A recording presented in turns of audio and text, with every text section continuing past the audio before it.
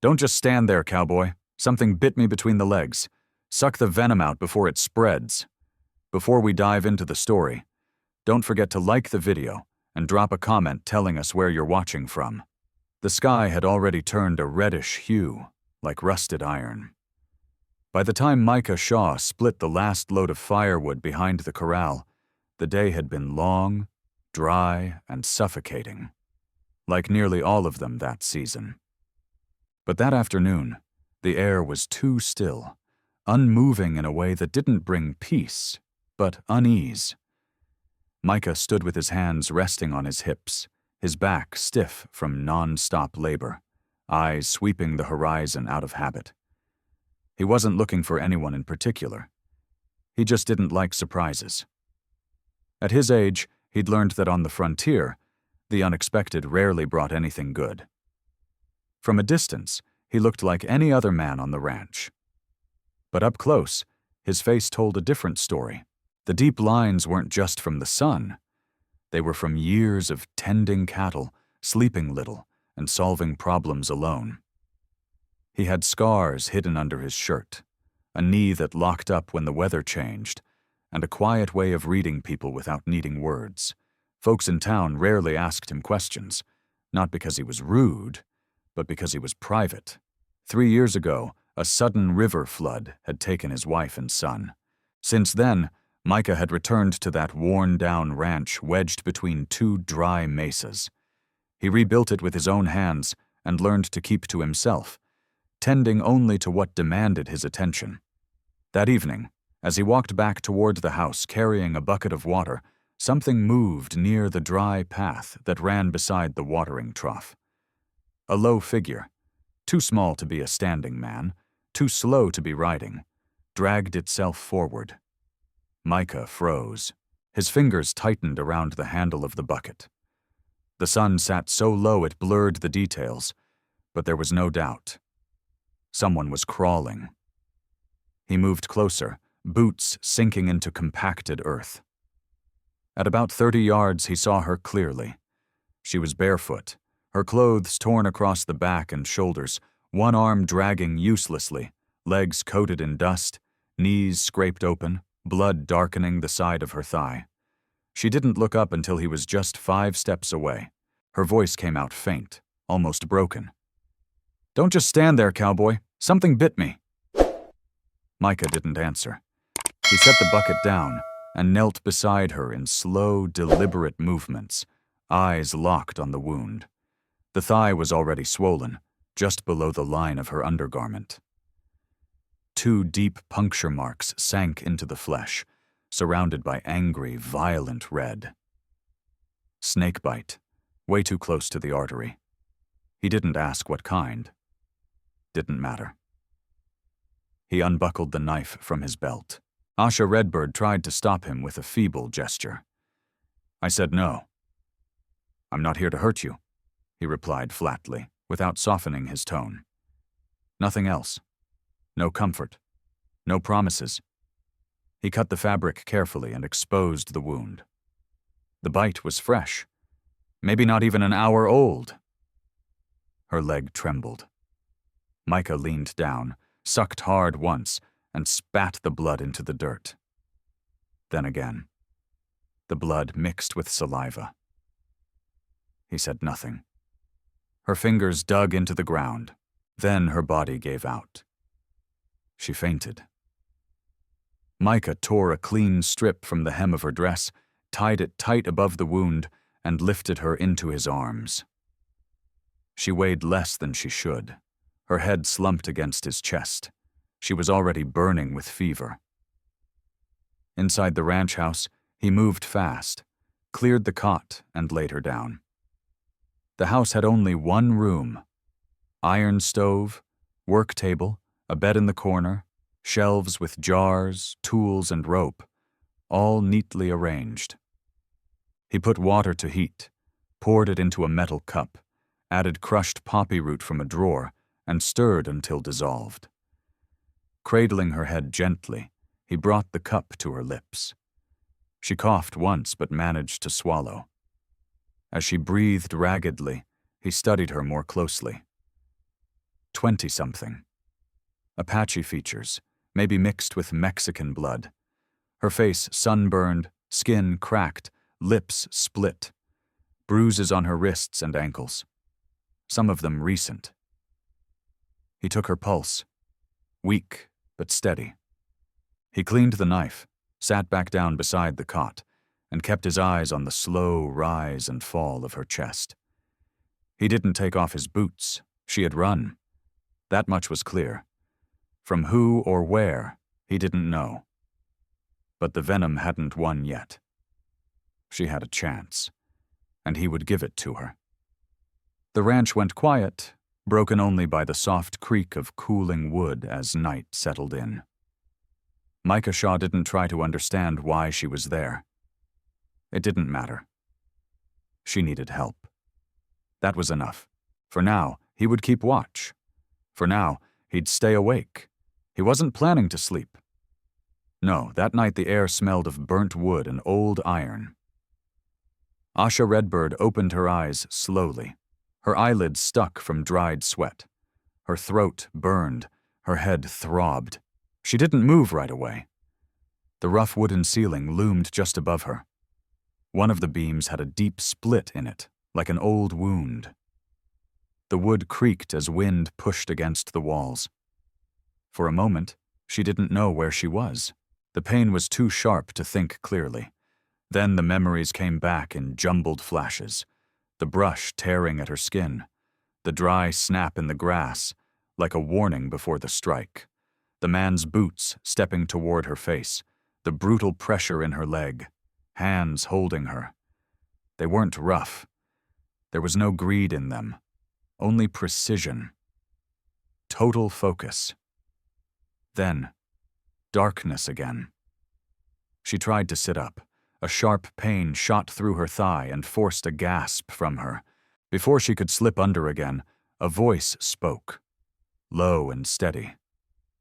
Easy. He stood near the stove, turning a kettle over a flame that looked like it had been burning all night. He hadn't looked at her yet. His back was broad, solid, like a man used to carrying weight from dawn until the sun gave up. The sleeves of his shirt were rolled just below the elbows. His jaw was shaded by days without a shave. His hands moved with calm, unhurried purpose. He hadn't run. He hadn't backed away. He lifted the kettle lid, poured the hot liquid into a cup, and set it on the table. "You're at my ranch. You came in with a snake bite, almost too late." She ran her tongue over her cracked lips. Talking hurt. "You looked at me." "I did." Then he finally turned, walked toward her slowly, and offered the cup. Their fingers brushed by accident. Neither of them flinched. The heat of the drink sank into her stomach like a heavy stone. Not because it hurt, but because it meant she was still alive. "How long?" she asked. "Since yesterday at sundown." Micah Shaw dragged a chair over and sat beside the cot. Not so close as to crowd her, not so far as to seem distant. "The fever broke before sunrise. You're past the worst of it." She moved again, slower this time, more carefully. Her dress was fastened at the thigh with a button torn from his shirt. The wound was wrapped in clean cloth, boiled and tied with the steady hands of someone who'd done it before. Asha Redbird's jaw tightened. "Who are you?" "Micah Shaw." "Asha." They didn't shake hands. He didn't ask where she'd come from. She didn't offer. But she noticed his eyes take in the bruises on her wrists, the half-healed marks at the base of her neck. He didn't flinch. He didn't show pity. Instead, he stood, moved a shelf, pulled down a small tin, and placed it next to the cup. "For the swelling. It's bitter, but it works." Asha took it. Her fingers trembled. She hated that. Hated showing weakness, especially after dragging herself through so much just to survive.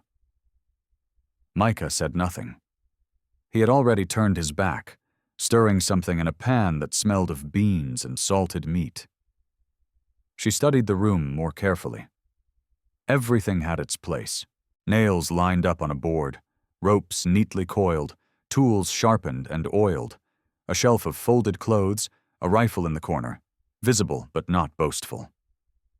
This wasn't a drunkard's shack, nor the hideout of a broken man. It was a place someone lived in. Clean, useful, steady. "You live alone?" He nodded. Asha looked at him again. His face didn't reveal much, but there was something settled in his eyes, like someone who had already made peace with being alone. "You're not going to ask me where I come from?" Micah shook his head. "You'll talk when you're ready." No man had ever answered her like that before. No man had ever waited. They fell silent again.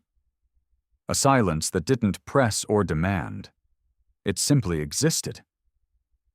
When she finished drinking, he took the cup and rinsed it without a word. Asha lay back slowly. The pain had eased, though it hadn't disappeared. Her body still didn't feel fully hers, but it was there. And for now, it was safe. Outside, a horse snorted in the corral. Somewhere, a hinge creaked in the wind. Micah opened the door halfway and stood there a long while, staring down the empty trail. Asha turned her face toward the wall, and for the first time in a long time, she fell asleep without fear. Morning came clear and scorching, not a single cloud slowing the rise of the sun. Cicadas screamed in the mesquite trees by the fence. Dust shimmered over the rocks behind the barn. Inside the cabin, the stove was cold, and the bed was empty. Micah noticed the moment he stepped in, a load of firewood under one arm. He didn't call her name, just stood there by the door. His eyes drifted to the folded blanket at the foot of the cot.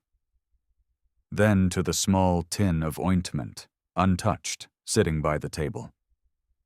Silence filled the ranch. The cabin stood quiet. Micah Shaw set the firewood down by the wall, wiped his hands on his pants, and stepped back outside, scanning the yard. Asha was near the corral, gripping the fence with both hands. Her left leg looked stiff, trembling, as she tried to shift her weight onto it. The makeshift bandage had loosened. Her breath came short, her forehead glistened with sweat, jaw clenched tight to hold back the pain. He said nothing. Maybe glanced at her from the corner of his eye, then looked away. She didn't want help. That was clear. Micah walked past her toward the barn, opened the door, grabbed a leather strap from the tool board, and came back with it rolled in one hand. Asha met his eyes without speaking. He knelt beside her and adjusted the bandage, clean cloth and the new strap, pulling it tight enough to hold the thigh steady. She didn't complain. "If you don't slow down, you're going to tear that wound open again," he said as he stood up. "I don't like lying around," she replied. The voice was dry but steady. "You don't have to lie down. Just know your limits." She gave a single nod. No attitude, just simple agreement. Right. They stayed like that for a while. Two people not used to talking. Two people too tired to pretend. "Do you work with horses?" she asked, eyes fixed on the corral. "Used to be other folks' cattle. Now just mine," Micah Shaw answered. Asha Redbird looked at the stallion in the pen. A tall black animal, with deep eyes, and one ear nicked by an old scar. "What's his name?" "He doesn't have one." "That's not right," she said. "Looks like he's earned one." Micah let slip a faint smile, barely there, and then looked toward the house. "You hungry?" She didn't answer, just turned around and followed him.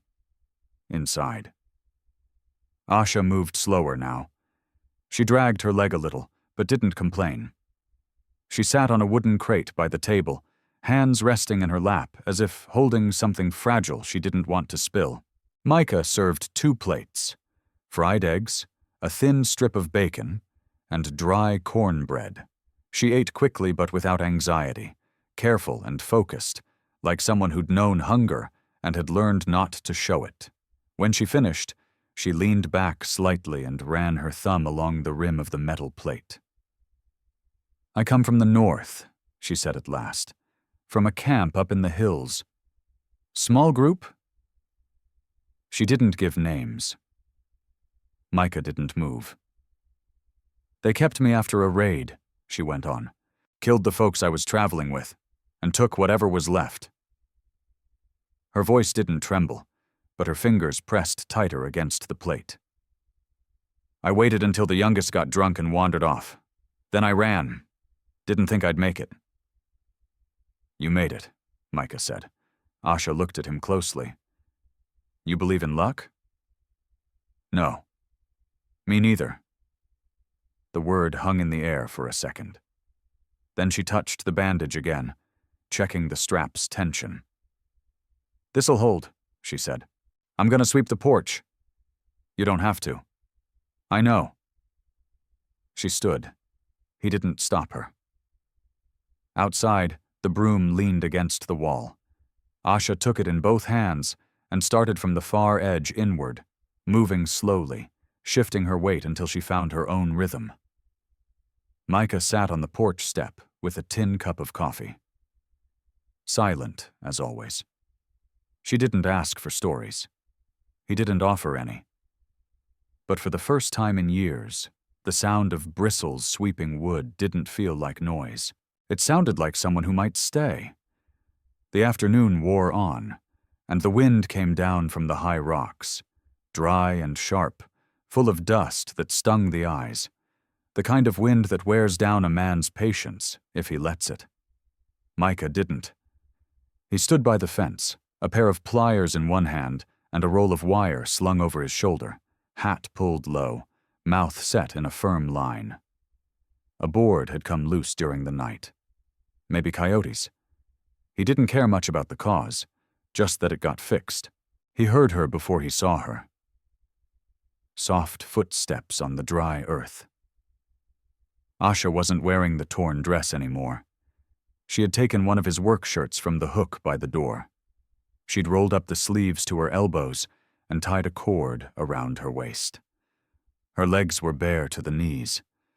The bruises were still there, but she no longer walked like someone trying to disappear. "You got another pair of gloves?"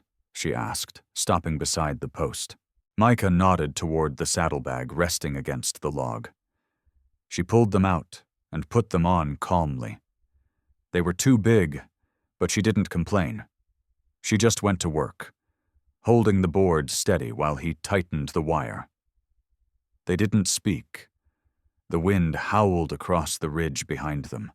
A hawk circled high above and vanished westward.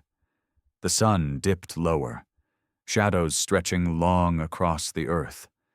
Asha Redbird was focused, completely present. She didn't drift. She watched how Micah Shaw bent the wire, how he braced his knee for leverage, how he steadied his hand before pulling tight. She didn't ask questions. She watched, memorized, learned by doing. When they finished that section, she brushed the dust from her palms and looked down the line of the fence. "How many more posts need fixing?" 4, maybe 5. "Can I help?" Micah didn't argue. He just walked to the next damaged spot. They worked until the sun started to fall. On the way back, the ground turned orange under their boots, and the scent of warm earth mixed with the far-off scrub and dry sage. It was real silence, not empty. Asha walked beside him, not behind. Back inside the cabin, she went straight to the stove, checked the fire, and added wood without being told. Micah watched her from the table. The way she moved, the certainty in her gestures, the shoulders that no longer hunched like that first night. She didn't sit until the kettle began to whistle. Then she poured water over the dry beans and set the lid down gently. "I used to help my father mend fences," she said before the attack. Micah took a sip from his tin cup. "We didn't have much," she went on. "Just a piece of land. But I knew every board, every knotted rope, every tool had its place." Her voice wasn't wistful. It was straightforward, almost like reading a list. Micah listened without moving, letting her speak. "They killed him first," she added. "Didn't even ask anything. Just showed up armed, took what they wanted, and left the rest burning." Micah stared at the grain in the table wood, his jaw tight. He didn't interrupt. "I'm not expecting this place to fix me," Asha said. "I just needed somewhere they wouldn't find me." "You've got it here," he answered. She didn't thank him. He didn't ask her to. That night, after dinner, Asha folded the borrowed shirt and placed it beside the cot before lying down. Micah looked at her just once, understood the gesture, and said nothing. The next morning, she found another shirt folded neatly on the bench. Clean, her size. No note, just there. That night, Asha slept with both hands resting on the quilt. Micah stepped out onto the porch, leaned against a beam, and stayed there until the moon crossed over the ridge. He didn't know what he was waiting for, but for the first time in a long while, the waiting didn't feel heavy. By mid-morning, the heat had settled over the valley like it had no intention of leaving. The wind didn't blow. It pressed down, thick with dust and dry seeds. Micah had taken the wagon up the north slope to fetch supplies. 2 sacks of grain, salt blocks, and some nails owed to him by another rancher. It was the first time he'd left the ranch since Asha had arrived. He didn't say when he'd be back, just hitched the animals, checked the wheels, and left with a slight nod. Asha watched him from the porch, a hot coffee cup between her hands. She didn't wave goodbye. He didn't ask her to. The cabin felt strange without him. Not unsafe, just different. The silence wasn't like the kind in outlaw camps. It didn't carry threat or judgment. It wasn't ready to shatter. It simply existed, steady, like the windmill or the worn boards beneath her feet. Asha cleaned around the stove, folded the bedding, and polished the lantern glass. Every chore took longer than usual. Her legs still hurt, though she didn't limp as much. She didn't sit down. Moving helped her think clearly. By noon, she'd finished the chores and stood at the doorway, scanning the fence line. The horses hadn't eaten yet. She crossed the yard to the shed, checking the latch before entering. Inside, the scent of hay and leather hit strong. Dust motes floated in the shafts of light sneaking through the cracks. The black stallion in the corral watched her warily, ears twitching. He was big, broad-chested, powerful, marked by past battles, just like the man who looked after him. His tail swished once, but he didn't back away as she approached. Asha Redbird filled the feeder slowly, her movements measured, no sudden motions. She had handled animals before, though not since the attack. Not since the days when she still had a name someone spoke aloud. The horse stepped forward as the grain hit the trough, chewing with a slow, steady rhythm. She stayed outside the fence, holding on to the post. "Do you need a name?" she murmured. One of the animal's ears twitched. Then she turned to the smaller trough, where a healthy mare stood, white marking on her forehead. Gentle, likely used for travel. She was thin and hadn't been brushed in days. Asha took a soft bristle brush from the hook and opened the gate carefully. She stepped in slow, hands visible, her steps firm. The mare backed away once, then held still. Hesitating, Asha came to a full stop, letting the air settle. A whole minute passed before she reached out. The brush touched the coat, and the mare let out a long, deep breath. That sound calmed something inside her. The silence between each stroke, the dust lifting from the hide, the way the animal leaned just slightly into the touch. It all felt clean, direct, true. She worked until the coat shone.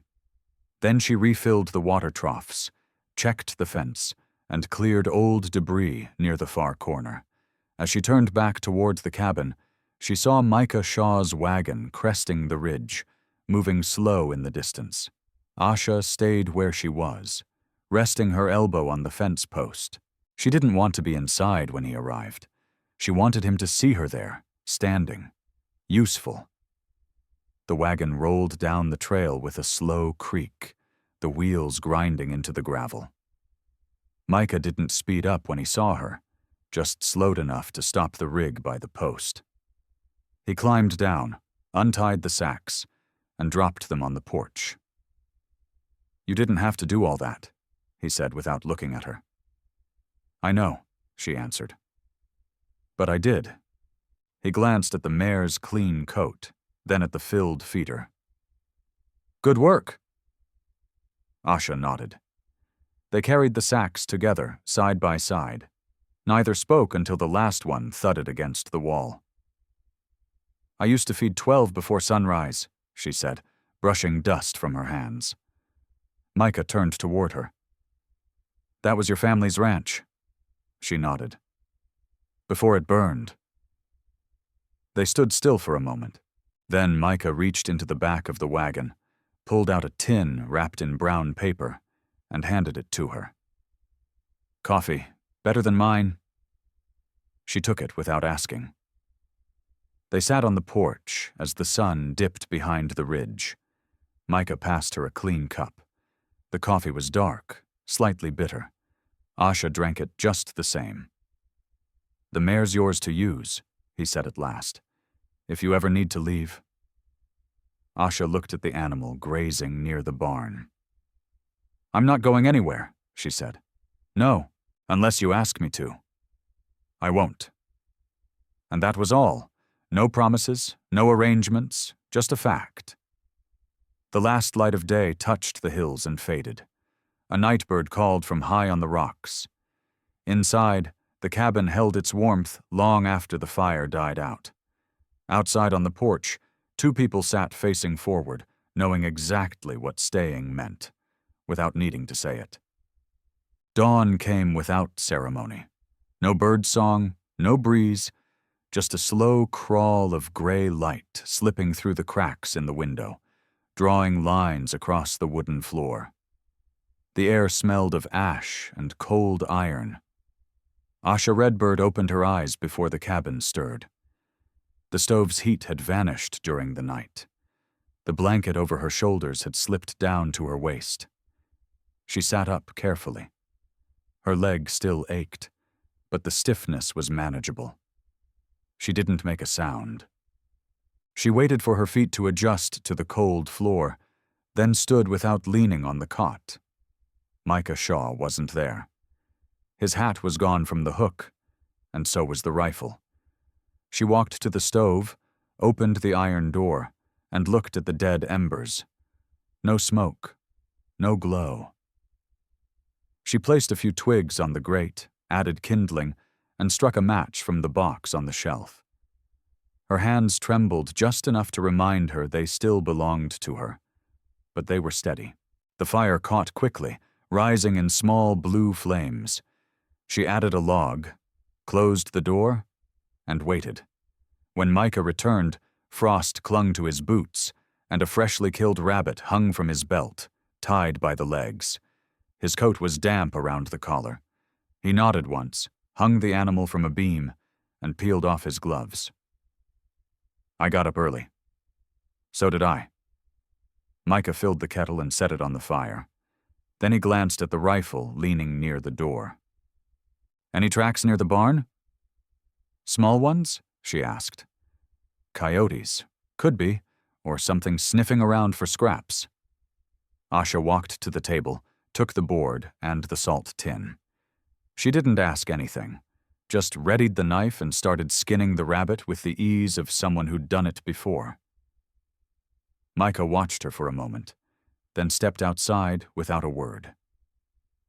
By midday, the meat was cured and smoking in the iron box beside the barn. Asha wiped her hands on the apron she'd found folded by the pantry that morning, freshly washed, probably untouched for years. She stepped out into the yard and squinted under the high sun. The ground was dry again. The ranch was still standing, and so was she. The wind had returned, soft but steady, carrying fine grit that stung the skin if you stayed still too long. Asha shaded her eyes and looked out toward the hills beyond the fence. Micah Shaw was behind the shed, fixing a broken hinge on a door. The muffled clang of metal on wood echoed out. Asha approached, a bucket of nails in one hand and the hammer in the other. "Were you going to ask me for these?" she said. "I was thinking about it." She handed them over, then knelt beside the post and held the frame steady while he set the hinge in place. A while passed before either of them spoke again.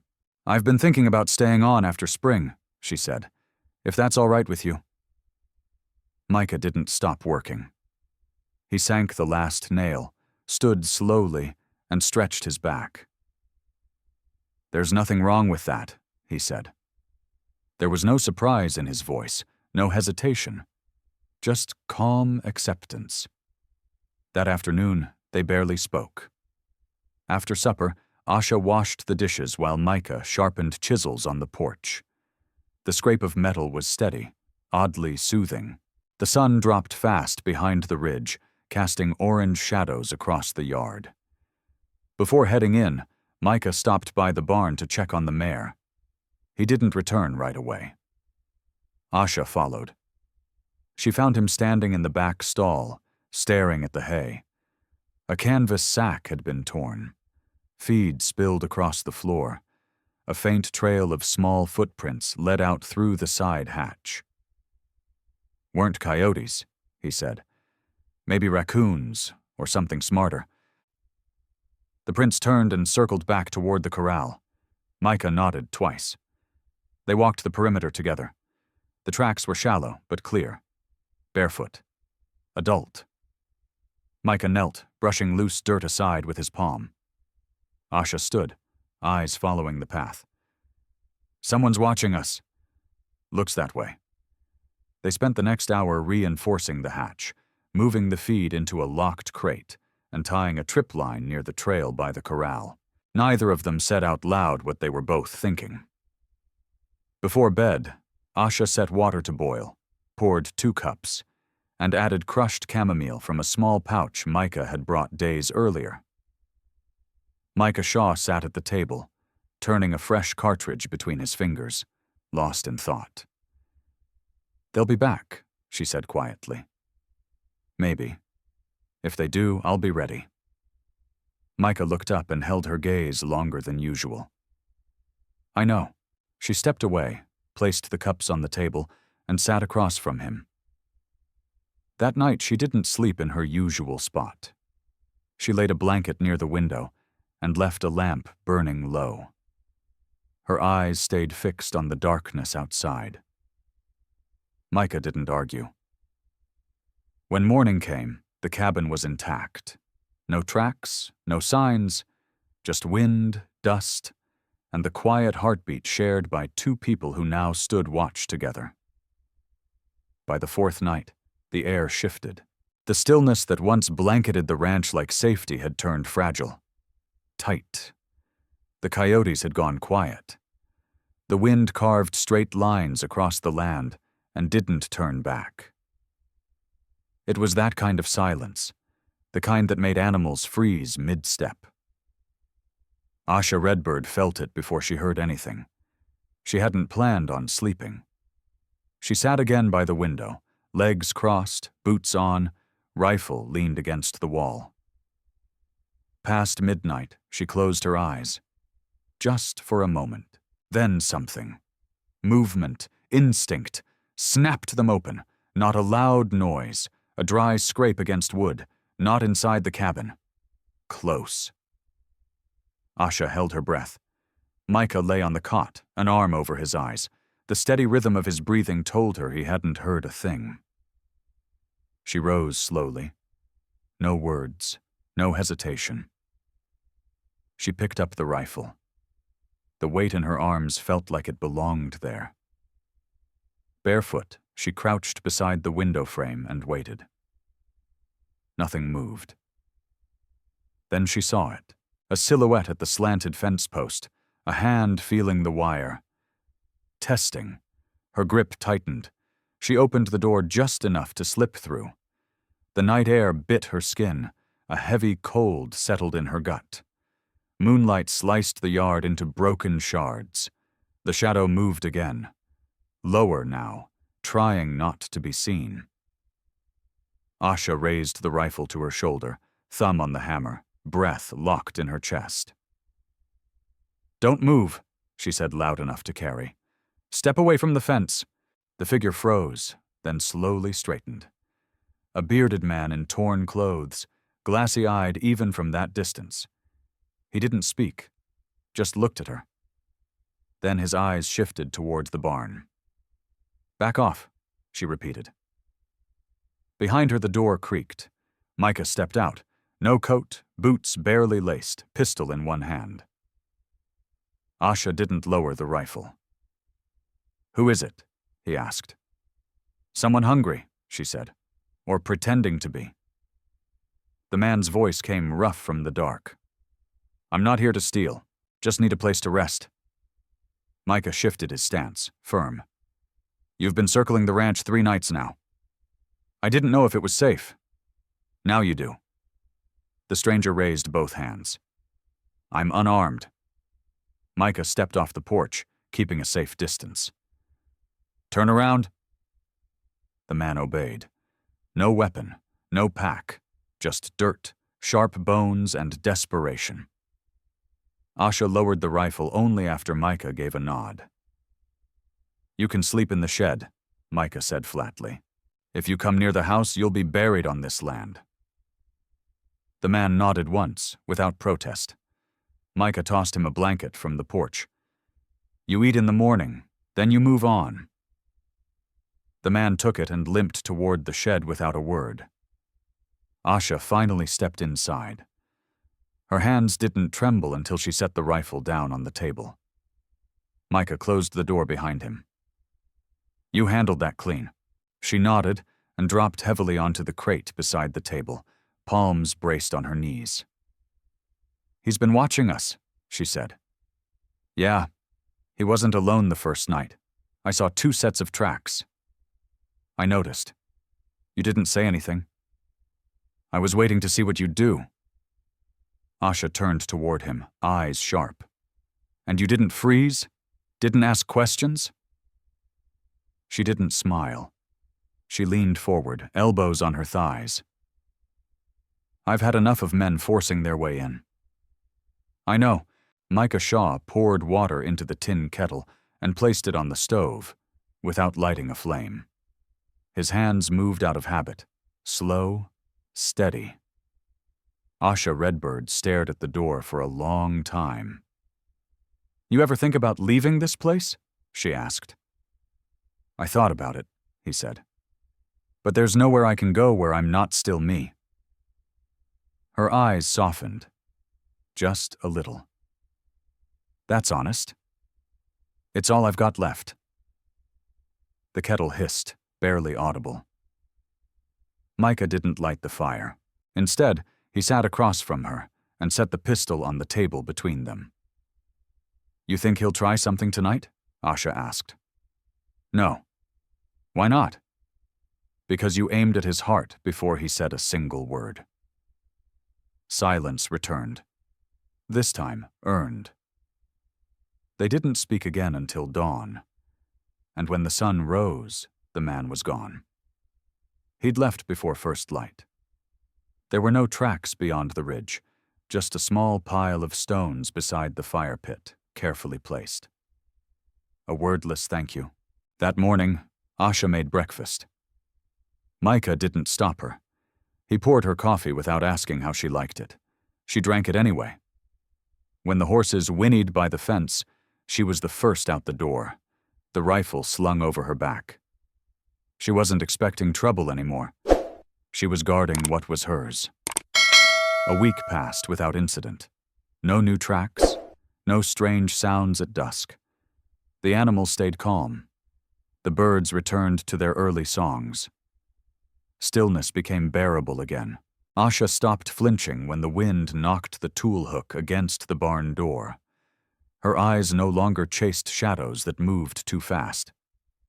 It was 4 days after the stranger's disappearance that she walked the perimeter alone and noticed a dip near the eastern post. One of the old rails had rotted through and collapsed under its own weight. The fence still held, but barely. She followed the edge down to where it met the dry creek bed and crouched, running her fingers along the warped wood. A weak point. Anyone with intent could slip through. That afternoon, while Micah was fixing harnesses in the porch shade, Asha hauled planks from the shed to the broken post, one by one.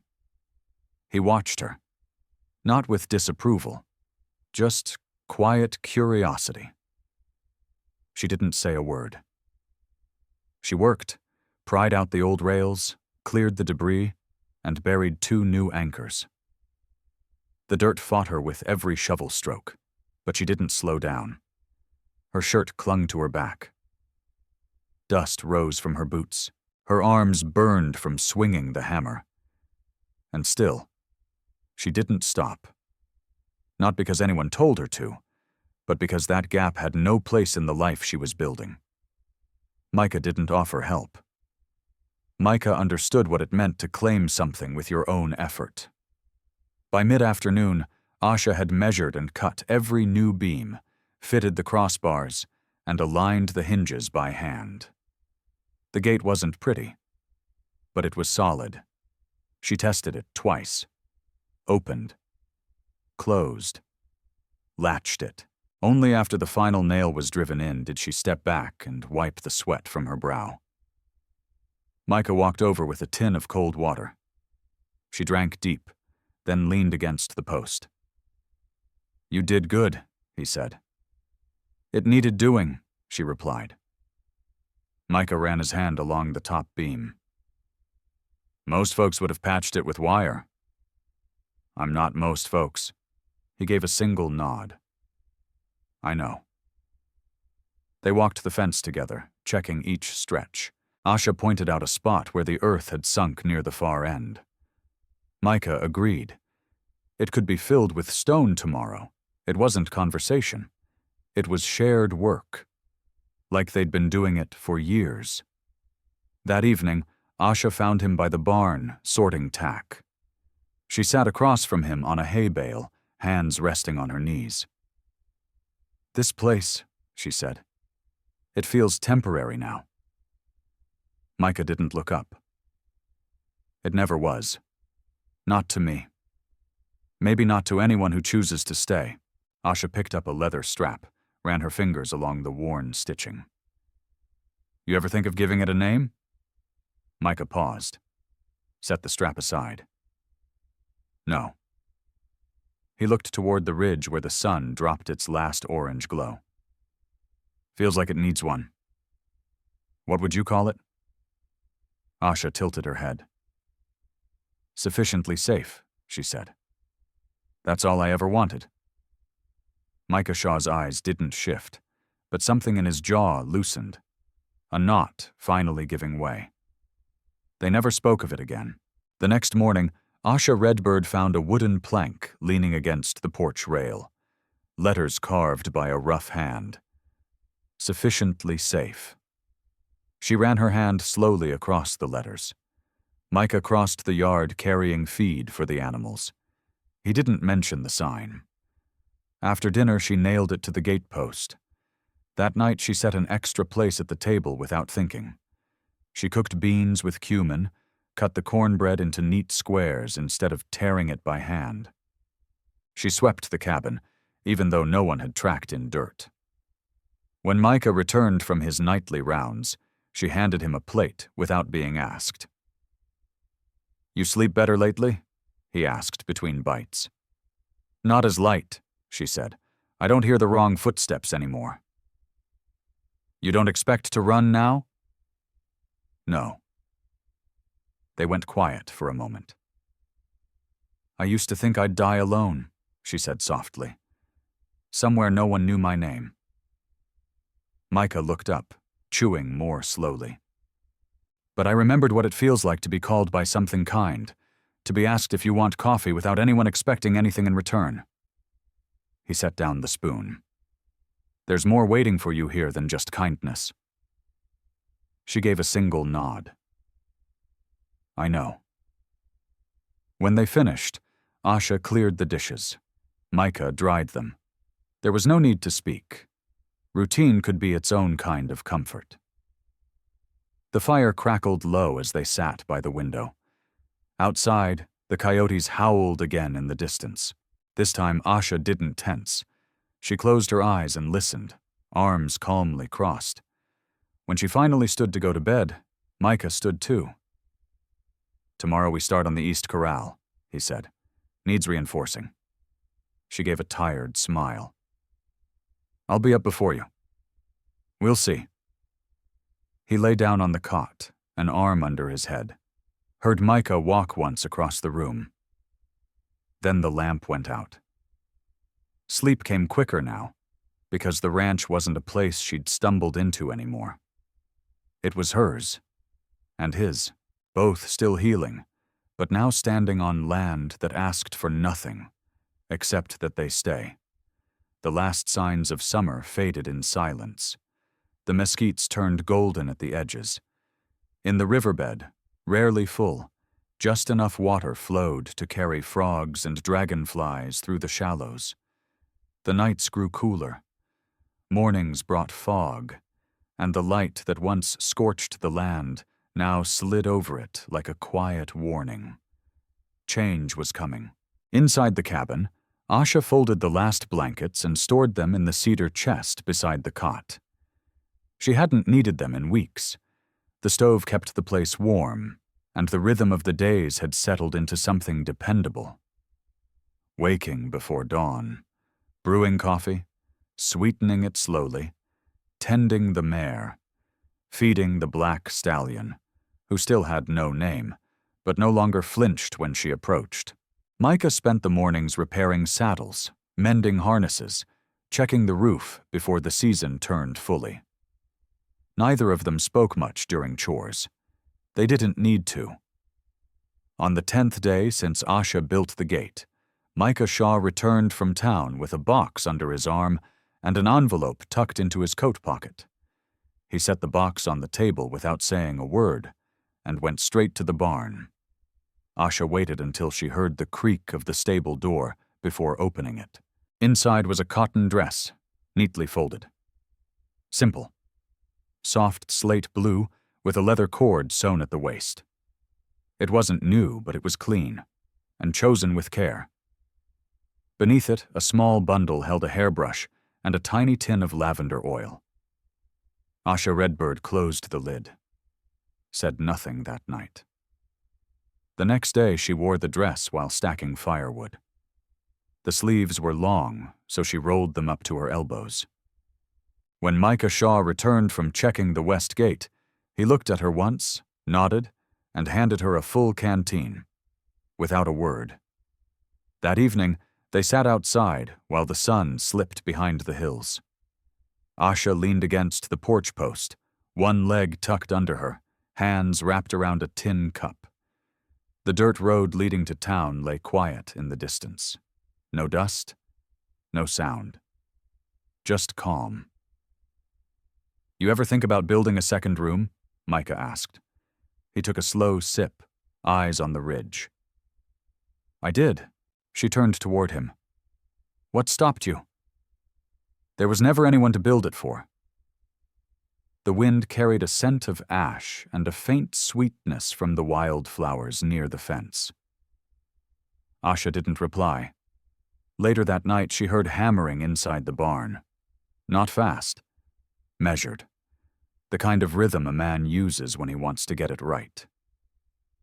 She didn't ask, just watched him vanish into the dark, lantern swinging in his left hand. The next morning she found it. On the small workbench, nailed to a beam worn smooth by years of use, was a hand-carved wooden plaque. Asha, no last name. No explanation. Just her name, marked on the same wall where he kept his tools, his notes, and his ledger. A place no one else had ever touched. She ran her fingers slowly over the letters, gently. Beneath it was a new hook. Just one. Solid. Well placed. A place to hang something that mattered. When Micah came in looking for saddle oil, he found her there. "You made this." Had some wood left from the gate. He set down the tin and wiped his hands on his pants. "You didn't ask if I wanted it." "Didn't need to?" She nodded once. "That's fine." Micah didn't smile. He never really did. But he stood a little straighter than usual. That afternoon, they moved tools and cleared off the second work surface. Asha hung her gloves on the new hook and placed a small box of trimmed leather scraps beneath it. The cabin didn't feel like just his anymore. It felt like theirs. As the final week of the season rolled on, they readied for winter, without saying so out loud. They stacked more firewood behind the barn, checked and oiled the hinges, shook out the blankets and folded them clean. Asha sealed dried beans in jars and lined them beneath the bed. Micah built a new latch for the front door. Every gesture had weight. They weren't just surviving anymore. They were living together. On the last day of the month, Micah got up early and hitched the mare. He told her he was heading to Amos Grant's ranch, 2 towns over, to trade for a water pump. Promised to be back before nightfall. Asha stayed in the yard, watching him go. She watched until the dust behind the wagon settled. Then she went inside and cleared the table. That afternoon, when he returned, she was waiting by the fence, hands dusted with flour, hair braided back, sleeves rolled to her elbows. Behind her, the cabin smelled of fresh-baked cornbread and roasted meat. Micah stepped down from the wagon slowly, took in the yard, the smell in the air, the apron, the chimney smoke. "You cooked." Felt like a good day, too. They ate in silence, as always, but her plate was full, and his coffee never cooled. When they finished, Asha Redbird served 2 more portions and didn't clear the table right away. She rested a hand on the wood and spoke without looking at him. "This place gave me back something I thought was buried." Micah Shaw's eyes stayed on his cup. "I didn't think I'd ever feel safe again," she continued. "Not needed, not seen." He didn't interrupt, just listened. "You didn't rescue me," she added. "You gave me space to come back to myself." Micah finally raised his head. "I wanted you to know. I'm not leaving. Not now. Not ever." His fingers tapped the edge of the table once. "Then we'll build that second room." She looked at him. He held her gaze. "Are you sure?" she asked. Micah stood, walked to the shelf, and pulled down a folded cloth like he'd been waiting to. Inside was a simple silver ring, worn by time, no stone at all. Micah Shaw spoke plainly, meeting her eyes. "It was my mother's." His voice didn't shake. "I kept it because it belonged to someone who stayed." Asha reached out and took it gently, turning it between her fingers. The metal was warm, marked by time and by the hands who'd worn it before. She didn't cry, didn't tremble. "I'll wear it," she said. Micah didn't smile, but he took her hand anyway and slipped the ring onto her finger with a slow, steady gesture, as if every movement meant something. There were no words after that. None were needed. That night, They didn't light the fire. They didn't need to. The warmth that filled the cabin didn't come from flame or stove. It came from two people who no longer had to wonder what they were building. They knew. When morning came, they stood side by side in front of the gate Asha had built with her own hands. On the wood, the sign with her name still held fast, weathered by sun and wind. There they stood, shoulder to shoulder, looking out at the land Micah had kept alive for years, and that now they both called home. No promises were spoken aloud. Just presence, just permanence. And for the first time, the place asked for nothing more than that.